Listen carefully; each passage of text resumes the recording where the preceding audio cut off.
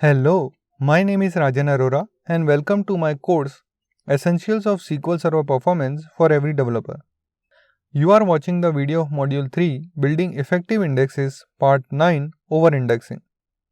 If you are new to this course, please start it from the course introduction video for better understanding. Thank you.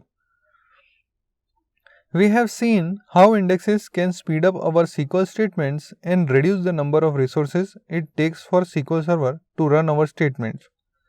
So you might be tempted to think that we should create indexes for every column on every index in our database, even if those columns are rarely used in any where clauses or join clauses for our statements. Unfortunately, this isn't quite the case. While you want to create indexes that will be used by the SQL statements in your application, you also want to be careful not to over-index your database. And by over-index, I mean create indexes that aren't going to be used by any statements in your or any other application that are running against your database. The reason why is that index has a maintenance cost of them, and if these indexes aren't helping speed things up in your queries, then you are paying this maintenance cost without getting any value from these indexes. So let's understand this more. When we create an index, SQL Server creates a separate physical structure that contains the data for the index, namely the values of the index keys and any include columns that are stored in the tree structure of the index.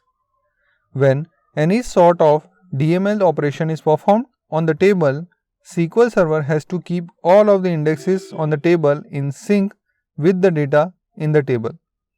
So this means that when an insert or delete statement is performed against the table, SQL Server will also have to add or remove an entry from all the indexes on the table. When an update statement is running, if the values of any of the column in the index are modified, then the index has to be updated as well. All of this has to be happen when the DML statement executes against the table, so SQL Server can keep all of the data in a consistent state. So you want to regard your indexes as investments. If an index is being used by statement in your application and is helping speeding up those statements, then the cost of the index is well worth it. Because for most applications, the queries that the index helps speed up are run far more frequently than any DML statements against the table. So the index is good investment. If, however, you have an index that is never used or is used only rarely, you want to investigate why the index is not being used and possibly consider dropping it. So how can you tell this? Well, SQL Server contains a number of views called dynamic management views that gives you access to all types of performance statistics and diagnostics information within the database engine itself. We will talk much more about these views in the next module. But among these views is one that gives us index usage statistics. So we can use a query like the one you see on the screen to look at the values in the user seek column and compare it to the user updates column, and as long as we have more seeks than updates, we are in a good shape.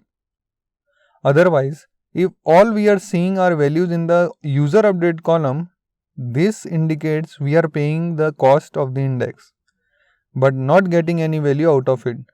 So it may be appropriate to drop the index. There is one more topic I want to discuss, and that is the index recommendation that are made by SQL Server that we have seen pop up throughout the module in Management Studio. So we will discuss it in the next video. If you like this video, please do share, like and subscribe to my channel for more such videos. Thank you and see you in the next video.